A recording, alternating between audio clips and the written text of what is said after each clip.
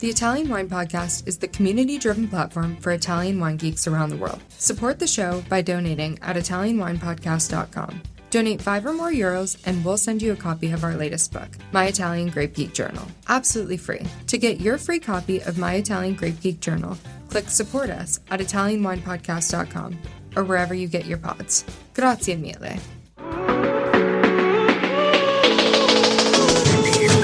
Welcome to the Italian Wine Podcast. This is the next generation with me, your host, Mckenna Cassidy. For the next 30 minutes, I invite you to explore with me what young adults are up to in the Italian wine scene. Today, let's feast on our discussion of Italian wine, travel, food, and culture. Thank you for being here. Grab a glass with us. Chin chin.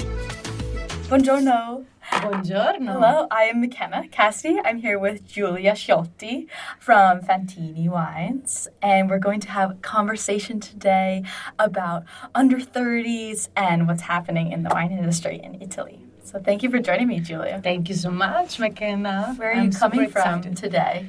I come from the greenest region of Italy, Abruzzo. It's a beautiful region, a little bit unknown, but full of green, of course. It's mountain and sea. Yeah, it's very green. Are there rivers and lakes in and amongst Abruzzo, or only the ocean? I'm actually come from the coastal side of Abruzzo, is the green. We have a big number of national parks. That's why they call it the green lamp of Italy. Beautiful. Yeah. It reminds me of green Spain. Exactly. So we have green Italy as well. Green Italy. And what are you familiar with the trees and flowers and bushes, like many different types of plants? Of course, yes. I mean, we grew up in, let's say, in the wood. In the woods, in the outside. Yes, in the countryside. Beautiful. And the vines thrive there, I'm sure. It's a region which is dominated by olive oil trees and vineyards. So I can say that wine is in my DNA. Yes. You're a part of the landscape, a part of the wine. Part of it. That's beautiful. Yeah. Well, thank you so much for joining us. It's such a treat. I know that we're starting a new chapter in the young, under 30s kind of perspective on wine, and we hope to make new friends of Italian wine so the Italian wine industry can continue to grow. And I'm so excited. I haven't learned about Fantini before, so this is a treat for me to get to know more directly from you. I know that one of the models for Fantini is wine is a story, and I'm hoping to get more into that later. I know it's Italy's largest boutique winery, and I know we'll get into that a little bit later too. But let's just start at the beginning. What's the Fantini winery story, and how can someone understand it? Of course. So Fantini is relatively young because it was born in 1994, so it's younger than me for sure. It was born in 1994 from three friends that decided to... They were called the Three Dreamers because they didn't have a lot of money, and they wanted to become the largest boutique winery of Italy. So it was a very challenging project, I would say. But they started with an innovative business model because instead of investing money in buying a very nice winery or investing in buying property, they decided that to achieve the quality doesn't mean be the owner of a vineyard, but especially in the south of Italy, where you have it's plenty of vineyard, as I told you before, and there are many growers that have very small plot, is 1 hectare, 2 hectare maximum. The synonym of quality, to achieve quality, actually, you should work with them instead of buying a big winery, big property, a big vineyard, because sometimes when you have such a big property, you cannot take care of it as a mother, as a grower. Because, for example, my grandmother, Nonna Rita, she still has her own vineyard, and she's basically take care of it like a mother with a child, you know. Right. So when it's time for harvesting, if, for example, one part of the vineyard is not ready yet, so she starts harvesting just one side of the vineyard, and then she waits until the grapes are ready to be harvested. So she can wait also 3-4 days. And something like that is difficult to achieve if you have one big crop. Yeah, because when it's time to harvest, you harvest. And so this for us was a synonym of quality, of pursuing, let's say, pay attention to detail. And this is like a little bit like a restaurant with a chef, no? So you can have the best ingredient, the best raw material, but then you need to have a chef that it's able to transform this raw material in something unique. So that's why at the beginning we had to choose, because we didn't have a lot of money, and we had to choose where to invest. And we decided to invest in a winemaking team. So since the beginning, we started having a lot of winemakers coming from abroad, from South Africa, from Chile, from Argentina. And they stayed with us for 1 year, 2 years, and they also had the possibility also to do the micro fermentation. So also to learn, they learn from us, but we also learn from them. Okay. And what is that micro fermentation, if I can interrupt you? What does that mean? It's basically fermentation in a small size, so kind of experimental. So trying different type of yeast, so different type of fermentation, but in a small size, in small tanks. Oh, just like a couple gallons. Exactly, kind of R&D, but you know. So then you can scale up. Okay, so they were doing it that way. Nice. And nowadays we have 21 winemakers. So we are the only one having so many winemakers. But because for us, as I told you, it's like a chef in a restaurant. So the chef that got the Michelin stars, it's someone that have fantastic raw material, but then from this raw material can transform it something unique. For us, it's very important investing in young generation. Indeed, our winemakers are all, the majority are under 30. They had international experience, so some of them lived in Argentina, some other in Australia, and they are very, this help us also for considering the situation now with the climate change.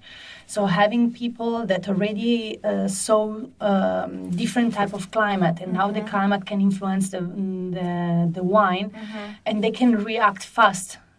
So having this type of So how do they? So obviously they're from different countries in the world. They've seen different climates. Yeah. Have they expressed to you how those climates relate or are different to the one in Abruzzo? Like, what's the difference? The difference is basically that now, for example, we're living in a situation where the climate is a little bit uncertain. So we're facing a very rainy period in April, June. So it can be a risk, or maybe also the very hot climate during the summertime. So having people that are already open-minded, already see how the vines react, can help us also to don't lose anything that the nature gives us when the grapes arrive to the cellar, you know. Okay, they can adapt because they've Absolutely. seen, and you want to be careful of rain after Of flowering and all of that, so they're Exactly. aware of how to pivot or maximize Exactly. the results.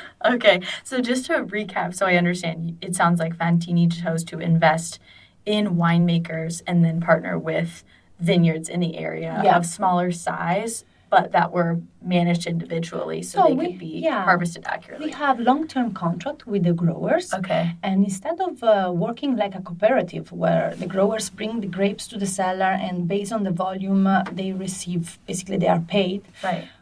We don't want to stress the growers. So if we ask them, for example, to cut a little bit because there is overproduction, so to cut a little bit of grapes and leave it, on the ground, they need to be free and they don't be stressed on do it. So that's why instead of paying by volume, we pay by the size of the vineyard. And in this way, they are relaxed and they follow our quality protocol, which is which our winemakers are very strict on it. So that's why. And nowadays we have 2,000 growers that are working with us. So you say, okay, we'd like you to farm this section of the vineyard. Yeah. We're just going to pay for this section or this vineyard. No, basically we have we select by quality protocol by our quality protocol. Standards, we select standards. We select the vineyard that for us are positioned in the right condition, in the right terroir, and we make contract with the growers. So they take care of the vineyard until the grapes is ready to be harvested. Then after the harvesting, they brought us the grapes in the cellar, and once the grape arrived to the cellar, we have this team of 21 winemakers that are taking care of every single step of the vinification. That's because wonderful. we are a winery that was born in Abruzzo, but nowadays we are in 7 regions of Italy. So in the all center south of Italy. So we are in Puglia, Basilicata, in Campania, Sicilia, Sardinia, and Tuscany. For those who are listening, there is a wonderful map on the Fantini Wines website, and you can see all the different areas they're in. As you can tell by what Giulia's describing, it's a very honest model that's protecting everyone involved. And also the local economy, because we invest also in regions that are less known. For example, Basilicata region, which is a little bit less known, and there are a lot of young generation that couldn't find job, they couldn't find a future in their region. So some of them they just moved in the north part of Italy. So we invest there. We create job position. We also hope we have our bottling facility and the vinification plant. So it's also a way also to repay the region and the local society of. And it seems like a more gentle introduction to a society, obviously, that's already existing, instead of just walking in and purchasing something large. You're already integrating to what the systems are there. That's very cool. Wonderful. And I was wondering, too, I noticed, like, kind of a theme of, it seems to be an investment in the long term and, like, the future and richness for a long time, like, moving forward. And I was wondering, do you think that young people have that long view, or are they kind of in a mindset of quick gratification? Like, there seems to be a contrast between, like, the style of investment that Fantini's doing and kind of this tendency to kind of want things now, but you're making like a longer term view and investment, which is cool. Exactly. Of course, it's a trade-off, because you can have the return on investment in this way. It's a little bit longer, but it's something that is concrete. So it's something that it's a long-term vision, I would say, and definitely repaid, because we grow starting from the 1994. Our company grow every year of 5% more or less per year. So it's interesting. It's a very challenging business, I would say. You can't grow 100% in 1 year. You can grow 100% over 20-30 years, which is a good reminder for the youth who want it all right now. to think of it a little more mature. That's awesome. Are you enjoying this podcast? Don't forget to visit our YouTube channel, Mama Jumbo Shrimp, for fascinating videos covering Stevie Kim and her travels across Italy and beyond, meeting winemakers, eating local food, and taking in the scenery. Now back to the show. And then another important thing, I would say, it's also the packaging, because for us, it's important to have a great product in terms of quality. So the one that needs to be great. But since we are a young, I would say relatively young winery, it's important also to catch the attention of our consumers. So packaging, the style of the bottle, we really pay attention also on the type of label, different. We are very innovative on that. So are all your bottles circles? Do you have a square-shaped bottle? We have so many different type of bottle shape, because we really like to change. We are very provocative, I will say, and also a little bit provocative, because, for example, one of the wines that we launched last year was a bottle that was very stretch and long. Okay. A little bit similar to an olive oil bottle, so it catch attention on the shelf. Like Catch your slender and attention. tall. Yes, very tall. Yeah. Was it still 75 cl, like still normal? It's 75, yes. That's awesome. But it's very stretch and long, so that's why it looks a little bit bigger than what wine was that for? Sensuale. Oh, Also, the name was chosen on purpose. Because also the shape of the bottle, it was a little bit, sensuale. Oh, wow. What grapes were in the wine? We have a white wine, which is a Grillo, 100% Grillo. Beautiful. And another one is a Rosé, and is a blend of Cabernet Sauvignon, Nerello Mascalese, and Merlot. Both of the wines are produced in our winery in Sicily. Sounds like it. That's great. And where in Sicily is that winery? In Sambuca di Sicilia. It's a beautiful area, not too far from Agrigento. Okay. It's a fantastic area because even in Sicily in the south, and normally you think that Sicily is very hot, of course. Yes. In that area, it's always ventilated because it's full of hill. We are in the Valle del Belice.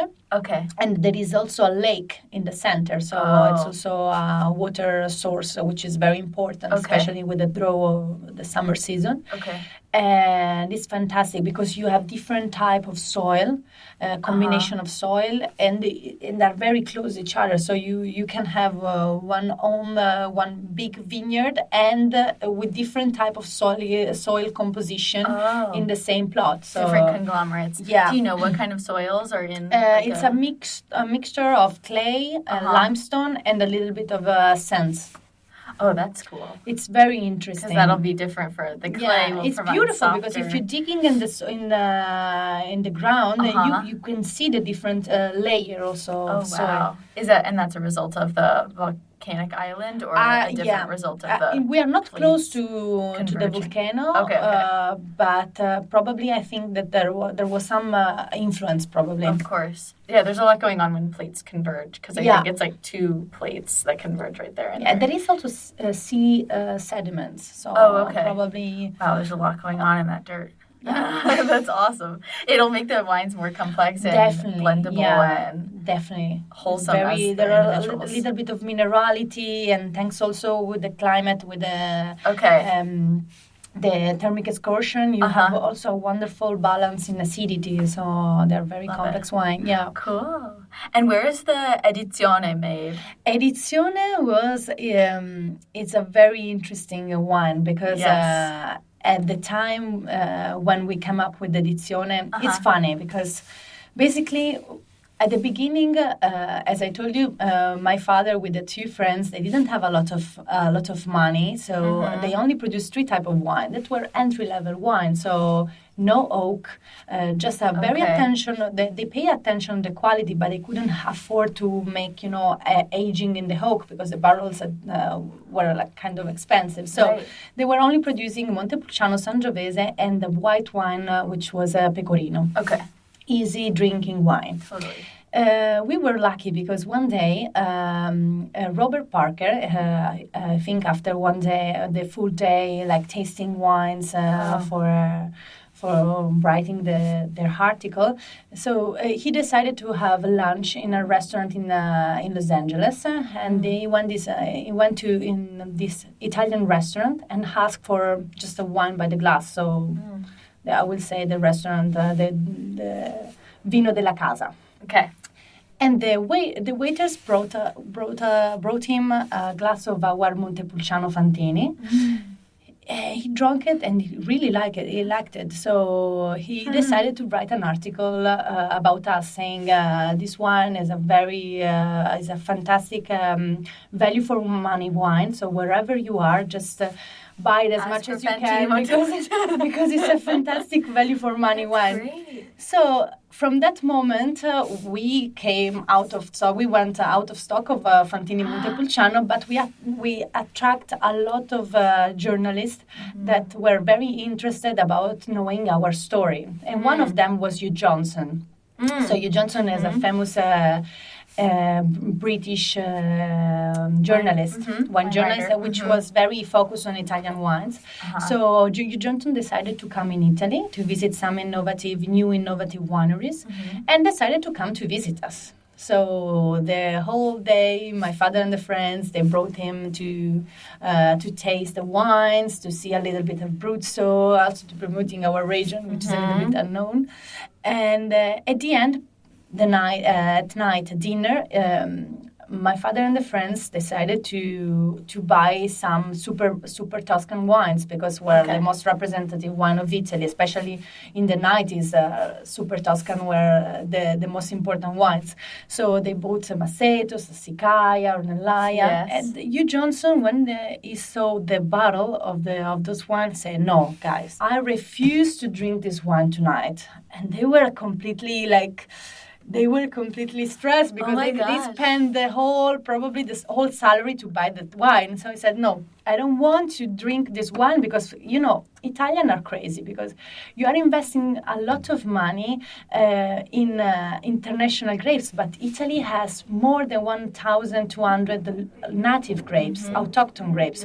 Why you are saying that a wine that is a blend of Merlot and Cabernet, which I can find everywhere in the world, is the most representative wine in Italy. You should work on something unique, something that really can express the potential, the great potentiality that Italy has, the south of Italy has." So from that moment, Filippo, which was one of the founder and also a winemaker, one of the three dreamers. Yes, one of the three dreamers. He decided to start trying and making this word really a mantra. So it was very focused on this challenge that Hugh Johnson gave us. And after 3 years, he came up with this edizione, which actually was just a blend of course, 5 grapes. Montepulciano, Sangiovese, that are grapes from Abruzzo, Negramaro, Malvasia Nera, and Primitivo, that are grapes from Puglia. So 2 regions blended together. So he just took a bottle, just a very naked black bottle, and put it a white paper just saying Edizione 1, saying that this is only the first edition. Then if there is something to correct, something to modify, then you can work in other, edition 2, edizione 3, until he reached the perfect blend. Right. And he shipped 1 bottle to Hugh Johnson. Time passed. My father was very worried because he said, even if Hugh Johnson liked this wine, for me it's a problem because how can I sell this wine that actually is a table wine? Because when you blend 2 region, you cannot name it. You can exactly. Right. It's just a table wine. So he was super worried about. Yeah. And he said, since we are at the end of the year, maybe I will try to send this wine in a competition. The only competition that at the time of the end of, it was November more or less, was available was in Sydney. So he shipped 1 bottle of Edizione to Sydney because thinking that maybe even if you take a bronze medal, maybe, can help the sales, helps, right. Time passed. He completely forgot about this project and went ahead with the three entry-level wines that I was telling before. One day, we received a call from an Englishman, and he asked us for a wine that was interested about, but my father completely forgot about the edizione. So he was saying, "No, we only produce Montepulciano, Sangiovese, and Pecorino."